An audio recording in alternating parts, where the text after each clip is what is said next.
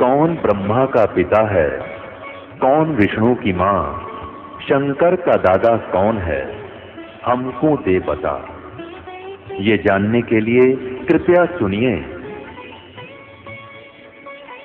जगत गुरु तत्वदर्शी संत रामपाल जी महाराज के अमृत वचन सर्व पवित्र धर्मों के पवित्र शास्त्रों के आधार पर।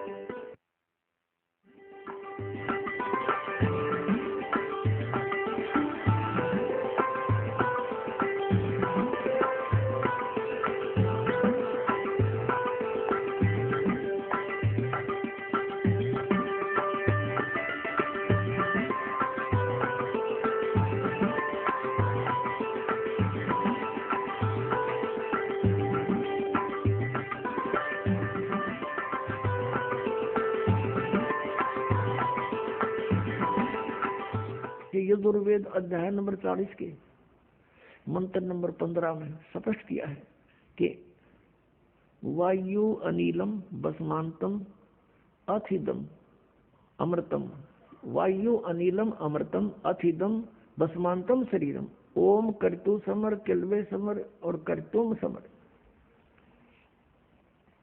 ओम नाम का जाप काम करते करते सिमरण करो, विशेष कसक के साथ यानी श्रद्धा के साथ समन करो, किलबलाहट के साथ ररंकार धुन से। यानी एक ऐसे ररंकार धुन, ये नहीं ये नाम देते हैं 5 नाम, उनमें नहीं। ररंकार का अर्थ है जैसे मरता हुआ आदमी अपनी जीवन यातना करता है, ऐसे ऐसे इस मंत्र में श्रद्धा रखे जो भी जाप करे। तो कहते हैं फिर और काम करते करते सिमरण करो, ओम नाम का जाप करो। ऋषियों ने ये जान लिया कि ओम इज द मंत्र ऑफ कंप्लीट गॉड।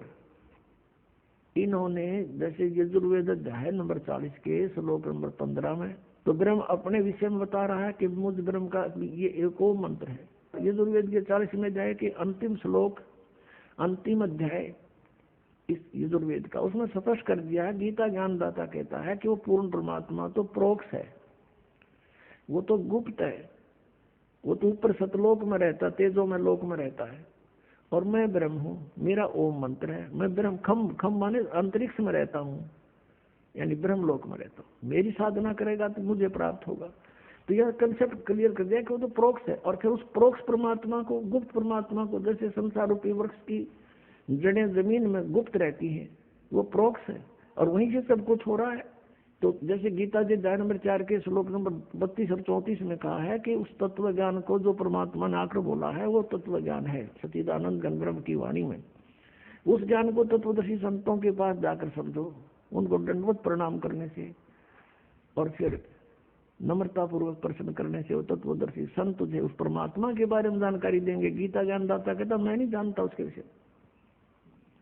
अब ये यजुर्वेद अध्याय नंबर 40 के श्लोक नंबर 10 से लेकर 13 में कति कंसेप्ट क्लियर वही किया है कि कोई तो परमात्मा को जन्म लेने वाला बताते हैं साकार, कोई कहते हैं वो असंभवात, वो जन्म लेता ही नहीं, उत्पन्न नहीं होता, वो निराकार। इसकी जानकारी वो धीराणाम माने तत्वदर्शी संत जिनका टिकाऊ ज्ञान है वो बताएंगे, उनसे सुनो। तो इससे सिद्ध हो गया कि वेद ज्ञान दाता और गीता ज्ञान दाता एक है। ये कहता है कि मैं भी उस वास्तविक ज्ञान से अपरिचित हूँ। तो इन ऋषियों को वो तत्वदर्शी संत मिला नहीं। ये यजुर्वेद अध्याय नंबर 40 के मंत्र 15 से ले लिया कि ओम नाम उस पूर्ण परमात्मा का है, और उधर से ब्रह्मा से के लोक वेद से काल के द्वारा दिए गए ज्ञान से उसने ये हठ योग आकाशवाणी की थी, तप करो तप करो। और फिर कहा था अब चलो सृष्टि करो। सूक्ष्म वेद में परमात्मा ने कहा था ब्रह्मा जी को, काल ने क्या बोला, तपो तपो कर वाक्य सुनाया, लोक रचो बल मेरी माया। कि एक तपो तपो कर आवाज कर दी इसने काल ने, और जब तप कर दिया, जब कहा लोक रचो बल मेरी माया, कहती है सब मेरा जाल है, अब लोक रचो, अब सृष्टि रचो, तुम जाओ, वो चार्ज होगी बैटरी, अब अपनी बर्बाद करो। तो यहाँ इन ऋषियों ने कुछ अज्ञान कुछ ज्ञान, जैसे ब्रह्मा जी से प्राप्त ज्ञान से हठ योग शुरू करा। ब्रह्मा जी ने बताया कि मुझे परमात्मा की आकाशवाणी मैंने 1000 वर्ष तक किया, फिर आकाशवाणी हुई कि सृष्टि करो। तो ये भी उन्होंने परम अक्षर ब्रह्म की वाणी मान ली, या थी काल की वाणी आकाशवाणी, और उधर से ओम नाम वहां से ले लिया। गीता जी अध्याय नंबर 4 के श्लोक नंबर 8 में लिखा कि अर्जुन, यदि तू हट करके बैठ गया एक स्थान पे तो तेरा निर्वाह कैसे चलेगा। तो कहने का भाव ये है कि हठ योग नहीं करना, किसी भी शास्त्र में नहीं लिखा है। अब आपने सुन लिया, यजुर्वेद अध्याय नंबर 40 के मंत्र नंबर 15 में स्पष्ट किया है कि ओम कर्तु समर, केलवे समर और कर्तुम समर। ओम नाम का जाप काम करते करते सिमरन करो, विशेष कसक के साथ सिमरन करो, अपना मनुष्य जीवन का प्रथम कर्तव्य मूल कर्तव्य जानकर सिमरन करो। हठ योग एक स्थान पर बैठकर करने को नहीं कहा। ऐसा नहीं है कि जैसे आप बैठे हो तो बैठ के भी कर लो, समय काम नहीं है, कोई दिक्कत नहीं, लेट कर कर लो, चलते कर लो, बैठते। जैसे सूक्ष्म वेद में कहा कि नाम उठत नाम बैठत, नाम सोत जागवे, नाम खाते नाम पीते, नाम से ती लागवे। तो इस प्रकार ये साधना तो इस तरीके की है, ये वेदों अनुसार यानी सदग्रंथों में तो ये सहज साधना है, सहज साधना, सिंपल वर्शिप। और इन्होंने अपने हठ योग ज्ञान से इसको इतना कठिन बना दिया। कोई तप करता खड़ा होकर, कोई उल्टे पैर करके, ऊपर न पैर नीचे को सिर करके, कोई व्रत रख के, कोई पहाड़ों पर जाता भगवान को खोजने के लिए, और कोई कुछ अन्य मंत्र करता है जैसे हरे कृष्ण कृष्ण कृष्ण हरे हरे राधे राधे श्याम राधे। ये गीता जी में है कहीं? तो गीता जी में जो लिखा है वो साधना है भक्ति की। उससे छोड़कर जो साधना या मंत्र हम करते हैं वो शास्त्र विधि को त्याग कर मनमाना आचरण है, वो यूजलेस है। गीता जी अध्याय नंबर 16 के श्लोक 23 में कहा कि अर्जुन, जो शास्त्र विधि को त्याग कर मनमाना आचरण करते हैं न तो उनकी गति हो सकती, न उनको सुख हो, न कोई सिद्धि प्राप्त हो सकती, यानी यूजलेस। तो गीता जी में जो वर्णित विधि है उसके पाने का जो मंत्र है, और फिर शेष संकेत दे रखा है कि उस तत्वदर्शी संत को पूछो, पता करो, तो वो है साधना करने की। उसके अतिरिक्त हम कोई भी जाप करते हैं, गीता जी में केवल एक ओम मंत्र है, नथिंग एल्स। अब इस काल ने एक समस्या और पैदा कर रखी है कि गीता जी में 2 प्रकार का ज्ञान है, एक तो वेदों वाला ज्ञान है, और एक इस काल ने अपना मत भी इसमें थोप रखा है। स्थान स्थान पर कहता है ये मेरा मत है, ये मेरा मत है। जहां इसने ये नहीं कहा मेरा मत है, वो वेद ज्ञान है। तो इसमें 6 अध्याय में लिखा है कि एक स्थान पर बैठकर, एकांत स्थान में बैठकर ऐसा आसन लगाओ जो ना ऊंचा हो ना नीचा हो, और बढ़िया मृगशाला या कोई अच्छा वस्त्र बिछाओ, और नाक के अग्र भाग पर ध्यान लगाओ। ये है इसका अपना मत। और फिर अध्याय नंबर 3 के श्लोक नंबर 8 में यह कहता है कि अर्जुन, अगर तू एक स्थान पर बैठा रहा तो तेरा निर्वाह कैसे होगा। तो अगर हम इसको मानेंगे तो चौथे अध्याय वाला कैंसिल हो गया, गलत हो गया।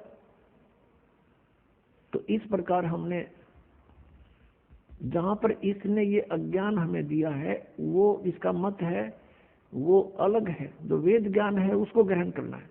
तो मंत्र कहीं पर भी इसने और नहीं लिखा, केवल एक ओम मंत्र ही बोला है। श्रीमद् भगवद गीता अध्याय नंबर 3 के श्लोक नंबर 8 में क्या लिखा है देखिएगा। श्रीमद् भगवद गीता, इसके अध्याय नंबर 3 है श्रीमद् भगवद गीता का, और श्लोक नंबर 8 है। यहाँ से ये शुरू है, यहाँ इसका अनुवाद है, तू शास्त्र विहित कर्तव्य कर्म कर, के शास्त्रों में लिखा हुआ साधना उसके अनुसार साधना कर, क्योंकि कर्मों के न करने की अपेक्षा कर्म करना, कर्म ना करना यानी एकांत स्थान पर बैठ कर हठ योग करना की अपेक्षा कर्म करना ही श्रेष्ठ है। तथा कर्म न करने से तेरा निर्वाह, शरीर निर्वाह भी तो नहीं सिद्ध होगा। तेरा गुजारा कैसे होगा यदि तू एक स्थान पर बैठ गया। अपनात्मो, अभी आपने जो तीसरे अध्याय का 8वां श्लोक देखा श्रीमद् भगवद गीता का, ये है वेद ज्ञान, क्योंकि ये यजुर्वेद अध्याय नंबर 40 के मंत्र नंबर 15 से मेल खाता है। अब छठे अध्याय के 11वें श्लोक में ये गीता ज्ञानदाता अपना मत प्रोड्यूस कर रहा है। यहाँ ये कहता है कि एकांत स्थान खोज के और उसके ऊपर वो घना ऊंचा भी ना हो, एक आसन लगाओ, मृग छाल बिछाओ और नाक के आगे देखते रहो, बस ये साधना बता रहा। ये इसका अपना मत है, ये हमने नहीं मानना, क्योंकि जो वेद ज्ञान है वो सत्य है और वेद ज्ञान जो है गॉड गिवन है, प्रभु दत्त है। कबीर परमात्मा ने इस काल के अंतःकरण में फीड कर दिया था इसके कंप्यूटर में, और फिर वहां से निर्धारित समय भर दिया था। उसके बाद अपने आप, जैसे 9 महीने के बाद बच्चा अपने आप बाहर आता है, कोई वश नहीं चलता किसी का, ऐसे ही 5 वेद बाहर आ गए इसके सांसों के द्वारा बाहर आ गए। उसके बाद इसने पढ़ा, इसने देखा कि इसमें तो तेरी सारी पोल खुल लगी, सूक्ष्म वेद भी इसके अंदर था, उसको नष्ट कर दिया। ये 4 वेद रख लिए जिसमें पूर्ण परमात्मा की जानकारी तो है, लेकिन वे ऑफ वर्शिप, पूजा की विधि केवल ब्रह्म तक की है, वो रख लिए। तो वो ज्ञान तो सही है, उसके अतिरिक्त फिर उससे भी हटकर इसने अपना मत कुछ परिदोष किया है इसमें, तो वो नहीं मानना हमने, क्योंकि वेद ज्ञान गॉड गिवन है। गॉड गिवन ज्ञान है वो परमात्मा का आदेश है।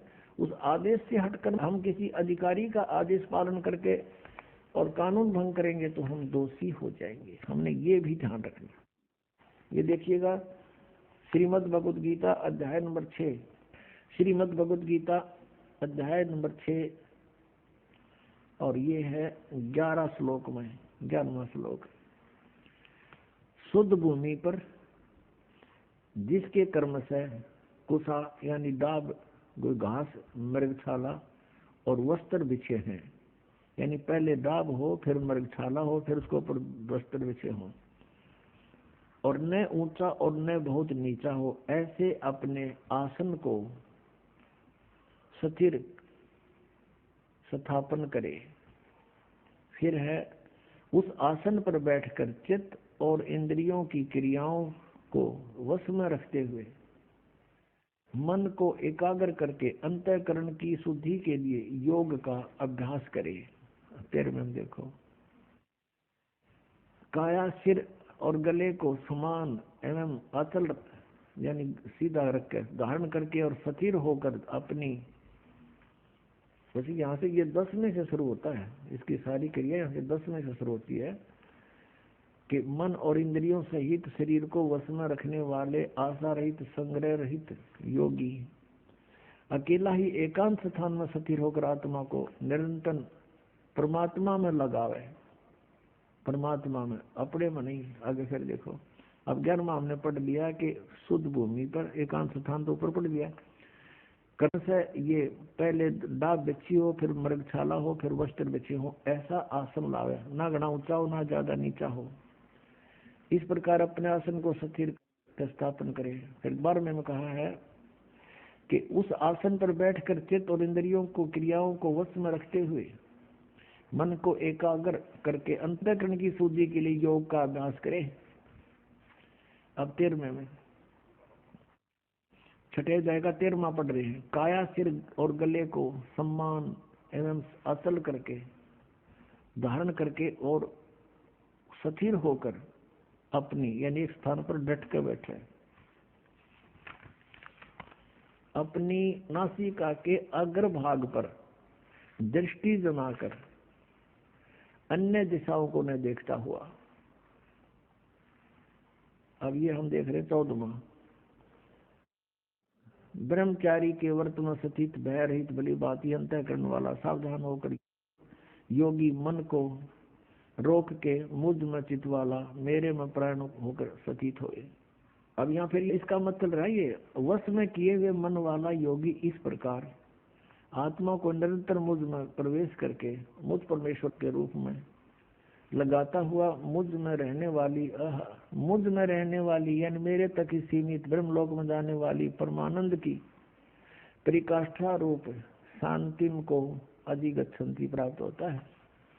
अब निर्वाण परमाम यानी मृत्यु के बाद, निर्वाण माने गमन भी होता है यानी मृत्यु भी होती है, और निर्वाण माने मोक्ष भी होता है। निर्वाण परमामम यानी श्रेष्ठ मेरे सतर का जो मुझ में रहने वाला जो श्रेष्ठ प्रमाण है, उस शांति को प्राप्त होगा। ब्रह्मलोक में जाएगा ब्रह्म का साधक, और वहां जिसी शांति है वो तत्न प्राप्त हो जाएगी। अंडरस्टूड है। छठे अध्याय के 16वें श्लोक में फिर ये भी कहा कि अर्जुन यह योग न तो बहुत खाने वाले का और न बिल्कुल न खाने वाले का। बहुत खाना तो ये है पेट दड़ी पक्का खा ले लड़ाई टूटे भक्ति हो को ना, और बिल्कुल न खाना व्रत रखना। व्रत रखना भी गीता में मना है, और ये व्रत रखवाओ एकादशी का, ये कहाँ से लाए।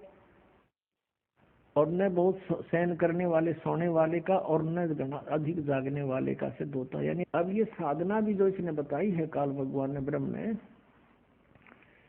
इसने अपने सतर का ज्ञान भी दिया है कि इस प्रकार करो, और इससे मेरे से मिलने वाली जो शांति है उसको प्राप्त हो सकते हो।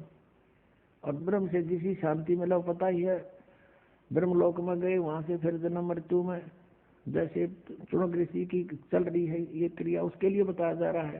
तो ये छठे अध्याय का है, ये 10 से लेकर और अभी आपने 15 तक पढ़ा, 16 तक पढ़ा। 16वें में तो ये भी कंसेप्ट क्लियर कर दिया है कि व्रत रखना भी व्रत है, और ये एकादशी का व्रत तो बहुत महत्वपूर्ण कर बताते। तो ये लोक वेद है, दंत कथा है, इनकी वेद शास्त्र विधि रहित ज्ञान है, उसके करने से कुछ भी लाभ नहीं होगा। गीता जी अध्याय नंबर 16 के श्लोक नंबर 23 के अनुसार। अब हम फिर उसी प्रसंग पर आते हैं कि जैसे तीसरे अध्याय के 8वें श्लोक में गीता ज्ञानदाता कहता है यदि तू एक स्थान पर बैठ गया, ये तो वेद ज्ञान है, और काम छोड़ दिया, तेने कर्म करेगा नहीं तो तेरा निर्वाह कैसे होगा, ये तो सही है। और यहाँ इसने बताया छठे अध्याय के अंदर 10 से लेकर 15 तक ये बताया कि इस प्रकार करने से और मुझ से मिलने वाली जो शांति व तन पता जैसी मिलेगी ब्रह्मलोक प्राप्त होगा, वो प्राप्त हो सकती है। तो ये इसका मत है। हमने इसके मत को स्वीकार नहीं करना जो सूक्ष्म वेद में लिखा है, और उसके वही जो का जो गीता में मिलता है वो सही क्लियर ज्ञान है, स्पष्ट ज्ञान। अब हम आते हैं उसी प्रसंग पर कि वेदों में कहीं पर भी ये 2.5 घंटे सुबह 2.5 घंटे शाम बैठकर साधना करने का विधान नहीं, और न ही परमात्मा प्राप्त महापुरुषों की वाणी में जिन्होंने भगवान पाया, जिनमें कौन कौन है, आदरणीय धर्मदास साहिब जी, आदरणीय मलुकदास साहिब जी, आदरणीय नानक साहिब जी, आदरणीय दादू साहिब जी, आदरणीय गरीबदास साहिब जी, गांव छुड़ानी जिला झज्जर हरियाणा वाले, और आदरणीय घीसा दास साहिब जी, गांव खेकड़ा जिला मेरठ वाले, उत्तर प्रदेश वाले। इन महापुरुषों की वाणी, इनकी क्रियाएं, इनका जीवन देखिएगा आप। ये सभी काम करते थे, गृहस्थी थे, बाल बच्चेदार थे, अपना जो भी जिसका जैसा व्यवसाय था उस काम के करते करते भक्ति किया करते थे, और वैसा ही विधान वो बताकर हमें चले गए। हम अब उसी प्रसंग पर आते हैं 7वें अध्याय के 18वें श्लोक में, जो गीता ज्ञानदाता कहता है कि मेरी साधना करने वाले जो मेरी भक्ति करते हैं वो मेरे वाली ही अनुत्तम गति में सचित है, इसी में रह गए, ये पार नहीं हुए। तो एक चुनक ऋषि था, इसने वेदों को पढ़ा और ब्रह्मा जी या अन्य ऋषियों से कुछ ज्ञान जो इसने ग्रहण किया, उससे तो हठ योग और ओम नाम का जाप, ये वेदों अनुसार ब्रह्म का काल की पूजा कर ली। तो इन दोनों को करते हुए ये क्या करते हैं, पहले बैठते हैं, ओम नाम का जाप शुरू करते हैं, उच्चारण करते करते फिर धीरे धीरे ये अंतर्मुखी होने लग जाते हैं, हठ योग करते रहते हैं साथ में। हठ योग करते हैं तो इनकी अंदर जो हमारे शरीर में चैनल बने हुए, चैनल जैसे टीवी में होते हैं, मूल कमल, ये गणेश जी का चैनल है। उसके लोक में जो कुछ भी क्रियाएं हो रही हैं उसको हम अपनी बॉडी में बने इस चैनल पर देख सकते हैं, जिसका ये चैनल ऑन हो गया। और दूसरा स्वाद चक्र है, उसमें सावित्री ब्रह्मा जी का चैनल है, उसके लोक का जो भी कार्यक्रम हो रहा है इसमें हम देख सकते हैं। फिर नाभि कमल है, नाभि कमल में विष्णु और लक्ष्मी जी के लोक की क्रियाएं इस नाभि कमल रूपी चैनल में आप देख सकते हैं, वहां के हो रहा है। जिसकी दृष्टि आत्मा इसमें पहुंच गई उसमें वो वहां देख सकता है, दूरबीन इसकी वहां लग गई है। हृदय कमल में दोनों सतनों के बीच में यहाँ हृदय कमल है, बैक में, रीढ़ की हड्डी के अंदर की तरफ, बैक बोन के अंदर की तरफ। तो वहां पर भगवान शिव और पार्वती का ये चैनल है, कमल है, और उनके लोक में जो कुछ भी होता है वो इसमें देखा जा सकता है। और कंठ कमल में यहाँ पीछे की साइड में दुर्गा जी का यानी देवी का स्थान है, उसके लोक में जो कुछ भी क्रियाएं होती है यहाँ आप कंठ कमल में देख सकते हैं। और सहस्रार कमल के अंदर इस काल भगवान के ब्रह्म लोक का कुछ नजारा आप देख सकते हैं। तो इन ऋषियों का क्या होता था, ये पूर्व जन्म के भी संस्कारी होते हैं और वो ही परमात्मा की प्राप्ति के लिए प्रयत्न करते हैं। जैसे आप जी अब ये सत भक्ति कर रहे हो और पार ना हुए तो आप जी को ये पहले स्वर्ग में ले जाएगा, महास्वर्ग में देगा स्थान इन मंत्रों के आधार से, इनकी कमाई से। फिर पृथ्वी पर आपको छोड़ देगा, फिर यहाँ भी आपका मन नहीं लगेगा क्योंकि आपने ऊपर बहुत अच्छे सुख देखे हुए। उनकी खोज करने चलता है तो उसको बताया जाता है कि परमात्मा ही दे सकता है, भगवान पाने से ही लाभ होता है। उसके लिए फिर वही साधक प्रयत्न करते हैं और उनकी पिछले पुनों से कोई ना कोई चैनल ऑन हो ही जाता है। अब जैसे आप इन चैनलों के मंत्र जाप करते हो, ये चैनल आपके ऑन हो चुके हैं, लेकिन आपने ये देखने नहीं है। देखने से फिर क्या होगा, आपकी जो भक्ति वो व्यर्थ होनी शुरू हो जाएगी। जैसे हमने किसी से कर्जा लेना है, वो कर्जा उसको चुकाने की बजाय उसके कमरे में जाकर बैठ जाए और चार्ज लेता रहे, हमारे से क्या फायदा हुआ वहां का जाने का, वो कर्जा और बढ़ जाएगा हमारा। तो आप जब यहाँ रह जाओगे तो फिर आपको पूरा मिलेगा, सारा काल सब कुछ देगा आपको, जैसा कर्म है वो देगा एज इट इज। तो उस आधार से उनकी उस पिछले संस्कारों से कोई ना कोई चैनल ऑन हो जाता है, कमल खुल जाता है उनका, उसमें वो देखते रहते हैं, ऊपर के नज़ारे देखते रहते हैं। जैसे आप फिल्म देखने जाते हो सिनेमा हॉल में और 3 घंटे ऐसे जाते हैं जैसे 3 मिनट। अब बताओ कैसा 3 घंटे, अब बैठ कर देखो कितना इंतजार करो किसी बस की, 3 मिनट भी भाड़ा हो जाती है। आप सिमरन करने लगते हो, मन इधर उधर भागता है, वो देख जब सारे काम याद दिला देगा आपके, सारे कार्य वो कर ले, वो नहीं किया, वो रह गया। एक 5 मिनट भी ढंग से नहीं सेट होता, लेकिन हो जाएगा, अभ्यास से हो जाएगा। ये ना सोचना कि होगा नहीं, लेकिन एक उदाहरण बता रहे। और फिर ये ऐसे बैठकर 1000 वर्ष कैसे बैठा दे इनको, 100 वर्ष बैठे रहिए। तो वो ऐसे बैठते थे, यहाँ से हटकर उसका अंतर्मुखी बोलते हैं, अंतर्मुखी हो गए, वहां देखकर सिनेमा इस शरीर में, उससे इनके अंदर सिद्धियां आ जाती हैं। ओम नाम के जाप से ये ब्रह्मलोक के अधिकारी बन जाते हैं। और यहाँ का विधान इस भगवान काल के लोक का कि जैसे कर्म कोई करेगा वैसा ही फल मिलेगा, पुण्य भी मिलेंगे, पाप भी मिलेंगे, दोनों आपको भोगने पड़ेंगे, इसमें कोई परिवर्तन नहीं हो सकता। केवल परम अक्षर ब्रह्म पूर्ण परमात्मा सतपुरुष कबीर साहब की सत भक्ति सतनाम से करके 2 अक्षर के नाम दे हम अपने पापों का नाश कर सकते हैं। और वो परमात्मा हमारे प्रारब्ध के सब बैड अकाउंट को नाश करके नया लिख देता है। और कोई भी उस परमात्मा के अतिरिक्त कोई भी प्रभु जिनको हम प्रभु मानते हैं, सर्वपुरुष अक्षर पुरुष, श्री ब्रह्मा रजगुण, श्री विष्णु सतगुण और श्री शिव जी तमगुण, ये भी परिवर्तन नहीं कर सकते। तो स्वयं कहते हैं हम तो नियमित कार्य करते हैं, जिसका जैसा वर्क है वैसा ही उसका वर्क दंड देते हैं। अब फिर यहाँ प्रसंग आ रहा है कि हम इस तरह की साधना करते रहे और ये हजारों वर्ष तक बैठे रहे। इनकी कुछ सिद्धियां बन गई और कुछ ओम नाम के जाप से ब्रह्मलोक के अधिकारी बन गए। और इसने स्पष्ट किया है कि 7वें अध्याय के 24 और 25 श्लोक में कि अर्जुन, ये मूर्ख जन समुदाय मुझे कृष्ण मान रहा है। I am not Krishna. ये मुझ अव्यक्त को व्यक्तम आपनम मनन्ते, ये मुझ अव्यक्त को, अव्यक्त माने मैं गुप्त रहता हूँ, अपनी योग माया से छुपा रहता हूँ, मैं किसी के सामने कभी नहीं आता। ये मेरा घटिया विधान है, अटल घटिया अनुतम। अब यहाँ अनुतम क्यों कहा आपने उसको, विधान को अटल, कि ये कभी नहीं चेंज हो सकता, मैं कभी किसी के सामने नहीं आऊंगा, ये मेरा अनुतम अटल विधान है। अब एक भगवान है, पिता है, और सामने नहीं आ रहा, बच्चे भटक रहे हैं, ढूंढ रहे हैं, तो वो कैसा होगा फिर? उसमें कोई दोष है इसलिए छुपा बैठा वो? नहीं तो सामने आता। जैसे हमारे भगवान आते हैं, कबीर साहब 120 वर्ष बनारस में रहकर चले गए, जब चाहे किसी के पास प्रकट होकर उसको ज्ञान से परिपूर्ण करते हैं, उसका उद्धार करते हैं। ये हमारे परमात्मा समक्ष आते हैं, उसको हम भगवान नहीं मानते क्योंकि अज्ञान बना दिया हमारे अंदर के परमात्मा निराकार है।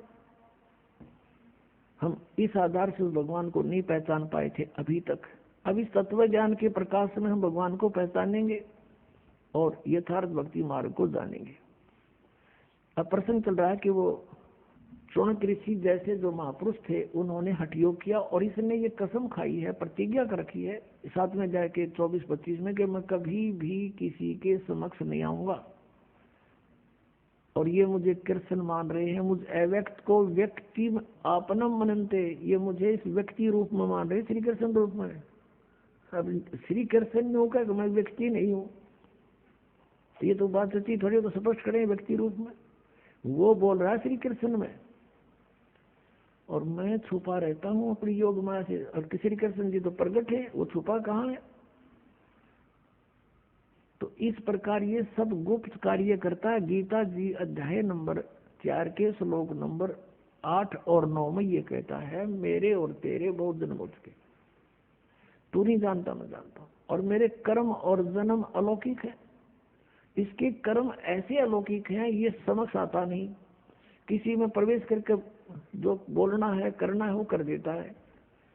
जैसे श्री विष्णु पुराण में आपने देखा, बहुत बार दिखाया दास ने, कि एक बार सुर और असुरों का, राक्षसों का और देवताओं का युद्ध हो गया। देवता हार गए। देवताओं ने फिर जाकर समुद्र के किनारे तपस्या करी, तो स्तुति करी, तो कहते हैं भगवान विष्णु प्रकट हो गए। ये काल ऐसे करता है, श्री विष्णु रूप में प्रकट हो गया, अपने वास्तविक रूप में कभी सामने नहीं आता। और वहां उन्होंने पूछा कि ऐसे समस्या है, तो उसने कहा कि आप, एक ससाद नामक राजा है, उस ससाद के पुत्र पुरंजय को युद्ध के लिए खड़ा कर लो, राक्षसों के साथ युद्ध में उसको भी राजी करके खड़ा कर लो, मैं फिर उसके शरीर में प्रवेश करूंगा और फिर राक्षसों को मार डालूंगा। ऐसे ही 242 पृष्ठ पर इसने कहा है कि एक बार नागों का और गंधर्वों का आपस में युद्ध हो गया। गंधर्वों ने नागों को हरा दिया, उनके सब बहुमूल्य लाल मणि ले गए। तब उन नागों ने, यानी नागवंशी व्यक्तियों ने स्तुति की, भगवान विष्णु प्रकट हुए। उसने कहा कि उस मानधाता के पौत्र पुरकुत्स को तैयार करो युद्ध के लिए, और मैं उसमें प्रवेश करके सब इनको मार डालूंगा, गंधर्वों को। ऐसा ही किया। तो ऐसे ये इसे कहता है मेरे जन्म और कर्म अलौकिक हैं।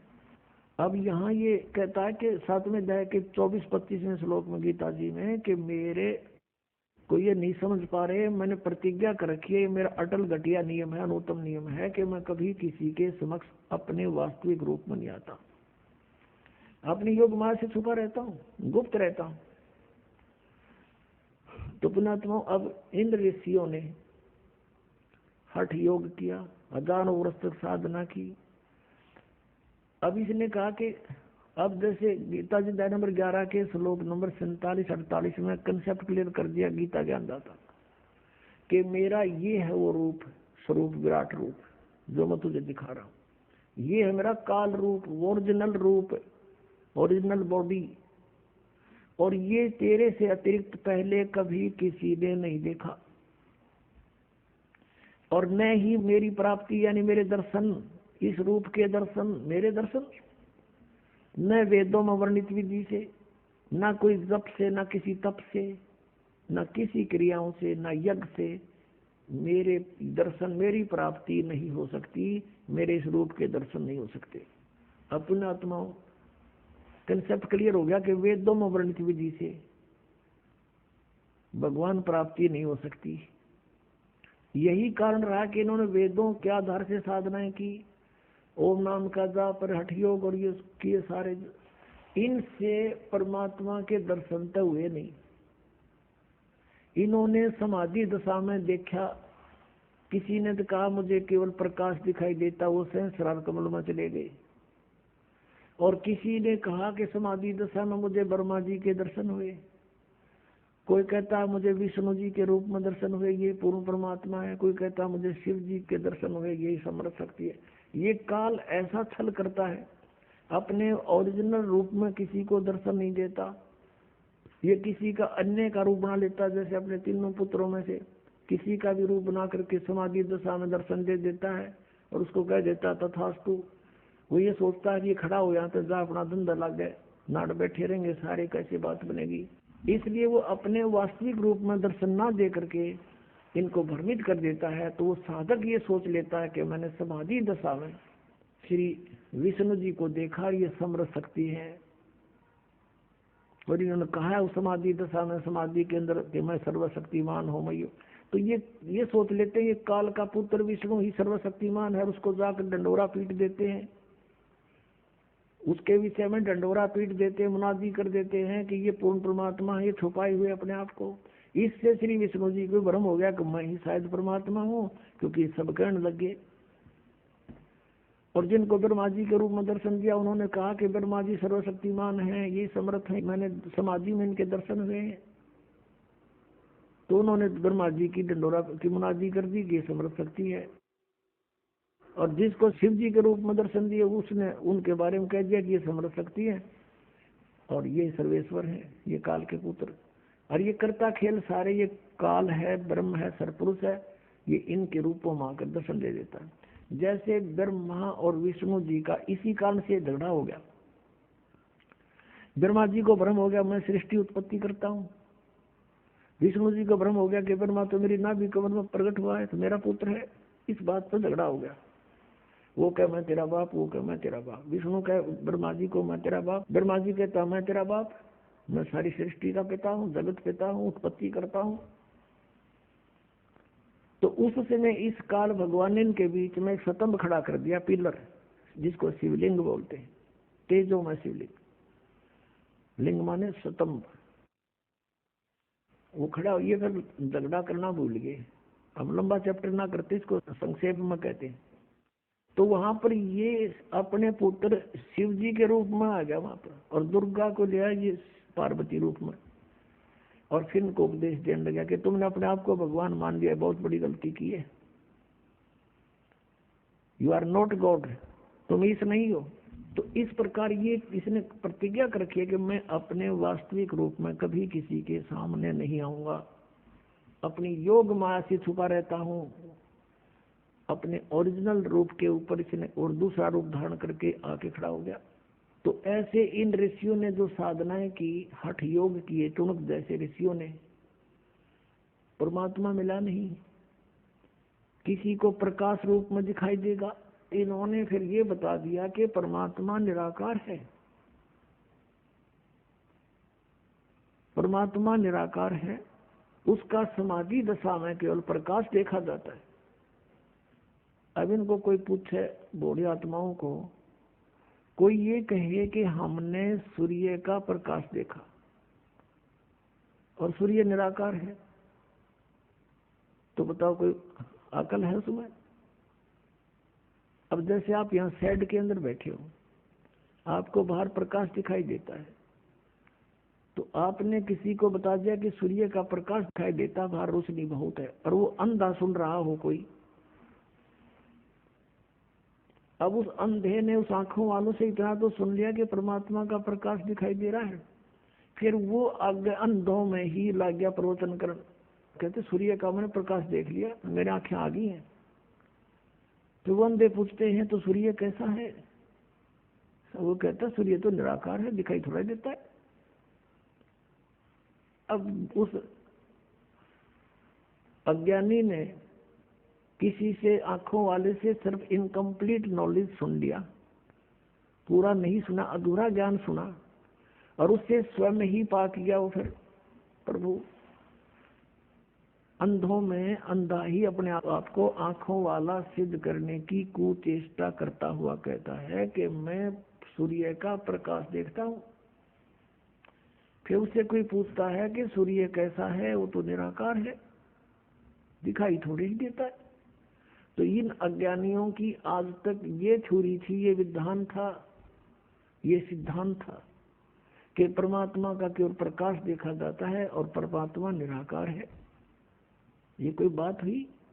अब कोई कहे हमने ट्यूबलाइट देखी, ट्यूब का प्रकाश देखा, और ट्यूब को निराकार बतावे, क्या वो आंखों वाला हो सकता है? वो सुना सुना बकरा है। तो ऐसे ही इन्होंने जो हठ योग किए, इनको कुछ नहीं प्राप्त हुआ। इसने कह रखा है कि ना वेदों में वर्णित विधि से घर में जाए के 47-48 श्लोक में गीता जी में, ना वेदों में वर्णित विधि से, न यज्ञों से, न जप से, न तप से, न किसी मंत्र से, व किसी प्रकार से भी मेरी प्राप्ति, मेरे दर्शन नहीं हो सकते। इसी कारण से इन्होंने हठ योग किए, काल के न दर्शन दिए नहीं, क्योंकि इन्हें बीज बबूल का बो रखा, इन साधना ब्रह्म की ये कह मैं दर्शन दूं को ना। तो ये यहाँ पर आंट लगी रही। तो इन्होंने अपना अज्ञान सिद्धांत बनाकर समाज में प्रवेश कर दिया कि परमात्मा निराकार है, वो दिखाई थोड़ा देता है, तो सबने मान लिया। इसी आधार से चमक ऋषि ने साधना की, हठ योग किया। परमात्मा तो मिलना था ही नहीं, मिला नहीं, एटम बम बन गया, सिद्धियां आ गई, इतनी सिद्धियां आ गई। कहते हैं 1 सेकंड में सभी इन 7 लोकों ने नष्ट कर दे, अतल उतल पताल, इनमें एक वचन से सबके सब उससे भय मानने लग गए। बताइए थे ऋषि जिन डरते पीछे लाग रहे थे। तो फिर वो जब साधना काल उसकी समाप्त हुई, उससे वचन से कुछ अटपटी सी होने लगी, लोग पीछे लग गए, ऋषिश्वर कहला गए। ऋषिश्वर ऋषियों में श्रेष्ठ। एक समय एक मानदाता नाम का चक्रवर्ती राजा था, पूरी पृथ्वी पर शासन था उसका, पूरी पृथ्वी का शासक था। और ये क्या करते हैं, कुछ वर्षों के बाद एक जांच करते हैं अपने शासन की, कि कहीं किसी मेरे अधीन राजा ने मेरी पराधीनता अस्वीकार तो नहीं कर दी है। घोड़ा छोड़ दिया जाता था जो राजा का पर्सनल औरस होता था, निजी घोड़ा राजा का, उसके ऊपर व्यक्ति कोई नहीं बैठता था। उसके गले में एक पंपलेट टांग देते थे, एक इश्तेहार लगा दिया जाता था, और उस पर लिख दिया जाता था कि जिस भी राजा को चक्रवर्ती राजा मानदाता चक्रवर्ती की पराधीनता अस्वीकार हो, वो इस घोड़े को बांध ले और युद्ध के लिए तैयार हो जा। राजा के पास 72 अक्षौणी सेना है, उसकी डिटेल लिख दी जाती थी कि ताकि खाम का कोई आग में हाथ ना दे बैठे, उसको पहले बता दें कि राजा के पास इतनी सेना भी है। तो वो पूरी पृथ्वी पर घोड़ा घूमे, और साथ में हजारों की संख्या में सैनिक उसके साथ थे, घूमे आए। किसी ने घोड़े को नहीं पकड़ा, यानी पूरी पृथ्वी पर सभी ने उसकी पराधीनता स्वीकार थी।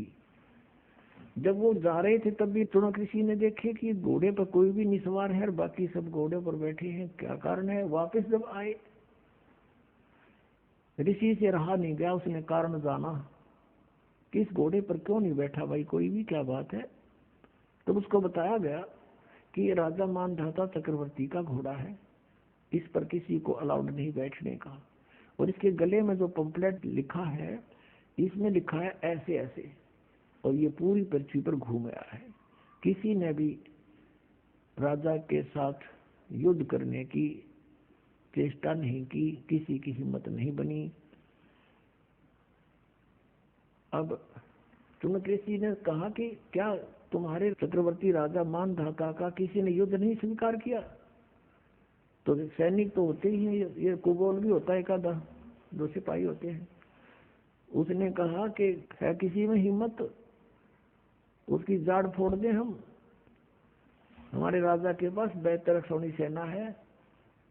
तो इस बात से ऋषि ने सोचा कि राजा में तो अभिमान हो गया और इसका अभिमान सेट करना चाहिए। उसके लिए चुनक ऋषि ने कहा कि भाई यदि मैं इस घोड़े को बांध लूं तो क्या हो? तब वो सैनिक कहने लगे कि अभी बताया था आपको क्या होगा कि राजा का युद्ध करना पड़ेगा। तो उसने कहा चुनक ऋषि ने कि मैंने राजा का युद्ध स्वीकार कर लिया। अब वो सैनिक कहने लगे रे कंगले, तेरे दाने खाने को नहीं, और युद्ध करेगा तो मानदाता चक्रवर्ती राजा के साथ, अपनी माला जप ले चुपचाप, क्यों तेरी सहमत आई है। तो चुनक ऋषि ने कहा कि भी कोई बात नहीं, मेरे भाग्य में ऐसा ही होगा, मैंने युद्ध स्वीकार कर लिया और बांध दो घोड़ा मेरे वर्ष के साथ में। अब वो तो तैयार बैठे थे, उन्होंने बांध दिया घोड़ा, जाकर बता दिया राजा को कि आपका युद्ध चुनक ऋषि ने स्वीकार कर लिया। मंत्रियों ने सलाह दी कि राजन, आज एक व्यक्ति की हिम्मत हुई है, कल दूसरा इसी तरह गर्दन उठाएगा। हे राजन, ये तो रास्ता पड़ गया। और कहते हैं अंग्रेजी में nip the evil in the bud, कि बुराई को इसको शुरुआत में ही खत्म कर देना चाहिए। इस आधार से औरों को भय पैदा करने के लिए मानदाता चक्रवर्ती राजा ने अपनी 72 करोड़ सेना का, 72 अक्षौणी सेना को समझने के लिए स्वाभाविक समझ लो 72 करोड़ सेना, 18 करोड़ की 4 टुकड़ी कर ली। प्रथम टुकड़ी एक बार 18 करोड़ सैनिक भेज दिए एक व्यक्ति को मारने के लिए। उधर से उस काल के पुजारी ने, चुनक ऋषि ने, अपने सारे जीवन की साधना का एटम बम बना लिए, चार पुतली तैयार कर दी वचन से, और एक पुतली छोड़ दी, 18 करोड़ सेना का नाश कर दिया। राजा ने दूसरी टुकड़ी भेज दी, ऋषि ने दूसरा पुतली छोड़ दी, 18 करोड़ का उसने नाश कर दिया। ऐसे 72 करोड़ सेना का उस चुनक ऋषि ने विनाश कर डाला। अपनात्मा वो ऋषि था, उसके सिर में दर्द था राजा के साथ पंगा लेना, साधुओं का काम अपना होता है। लेकिन इस काल में ये करवाना होता है, रिमोट इसके हाथ में है, इनको एटम बम बना लेता है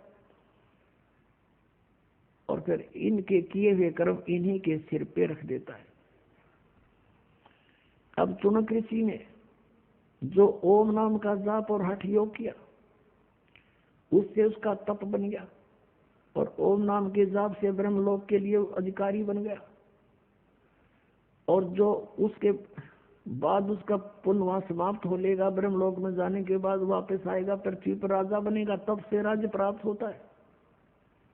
और जो उसने अपनी वतन से 72 करोड़ सेना का नाश कर दिया, उसका दंड भी उसको भोगना पड़ेगा।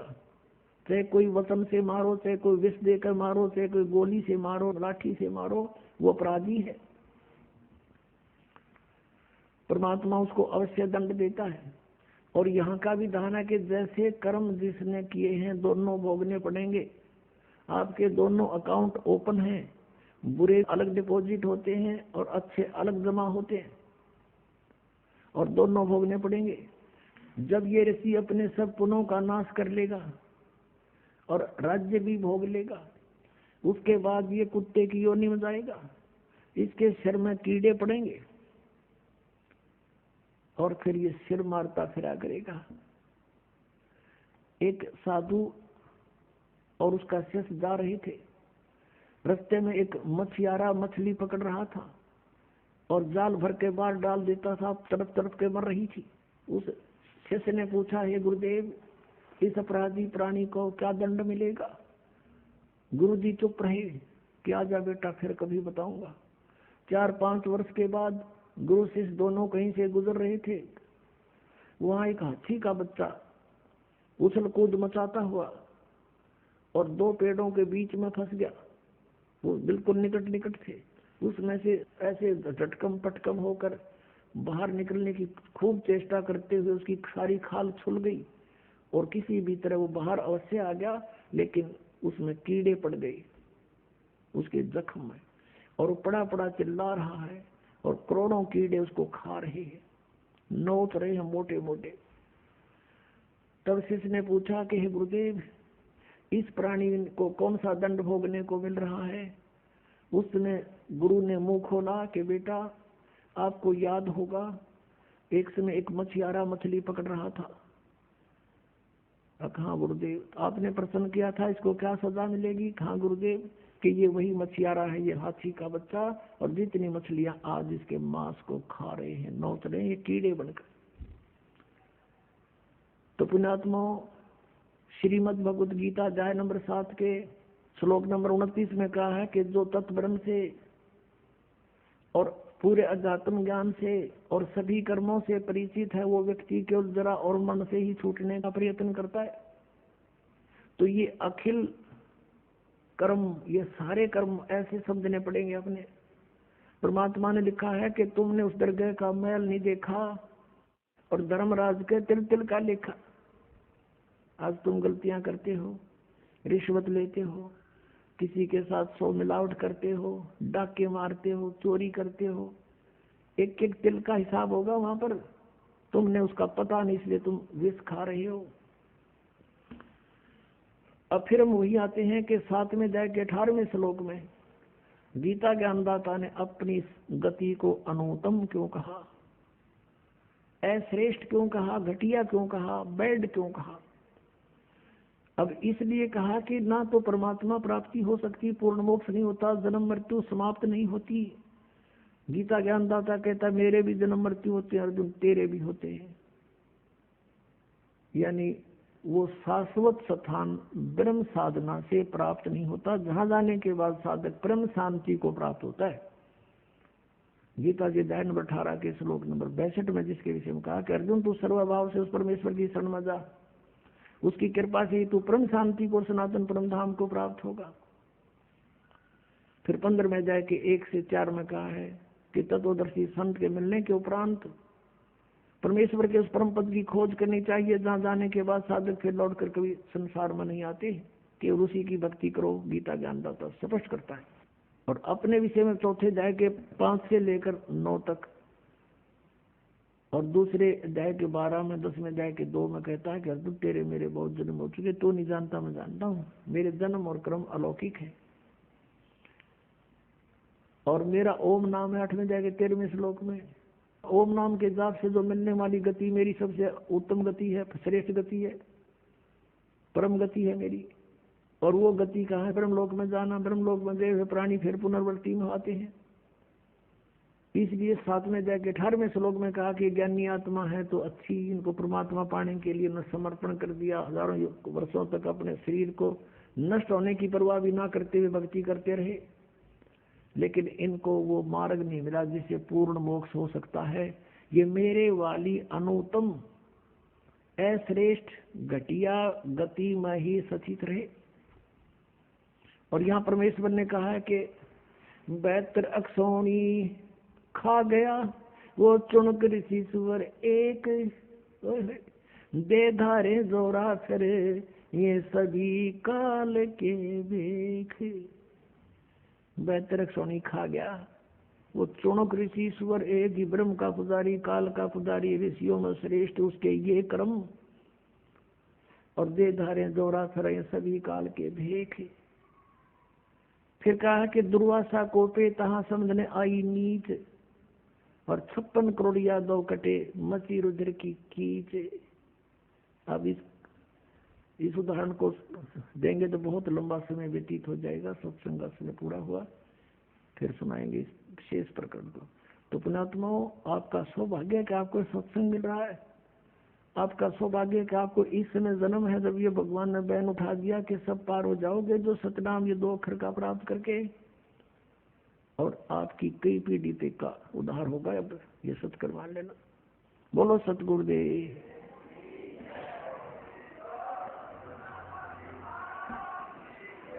सत साहेब। परमपिता परमात्मा पूर्ण ब्रह्म सर्व सृष्टि रचनहार कबीर देव जी, कबीर परमेश्वर जी हम सभी आत्माओं के पिता हैं, परम पिता हैं। ये सबके उत्पादक हैं। यही हमारे हमदर्द हैं। हम प्राणियों को यहाँ दुखी देखकर वो परमात्मा वहां से सतलोक से चलकर आते हैं। काल भगवान जिसके लोक में हम रह रहे हैं, ये 21 ब्रह्मांड इस काल भगवान के हैं। इस काल भगवान के द्वारा फैलाए गए अज्ञान को समाप्त करने के लिए वो परमात्मा अपने निज स्थान सतलोक से चलकर गति करके यहाँ आते हैं। ये उस परमात्मा का विधान है। और अपनी नेक आत्माओं को, अच्छी आत्माओं को, दृढ़ भक्त को वो आकर के मिलते हैं, उनको ज्ञान से परिचित कराते हैं। ये विधान है परमात्मा का। ऐसे गुण है भगवान के। पुण्यात्माओं, जब से ये आत्मा भगवान से, परमात्मा से अलग हुई है, बिछुड़ी है, उसी दिन से इसको परमात्मा के अभाव का एहसास हो गया था। जो सुख इसको वह परमात्मा के चरणों में प्राप्त था, उसको यहाँ नहीं प्राप्त हुआ।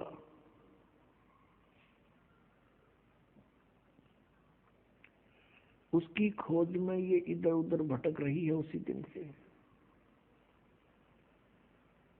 इसका कोई विकल्प इसको मिल नहीं रहा। इस कारण से इसने इस झूठे सुख को ही सुख मान लिया।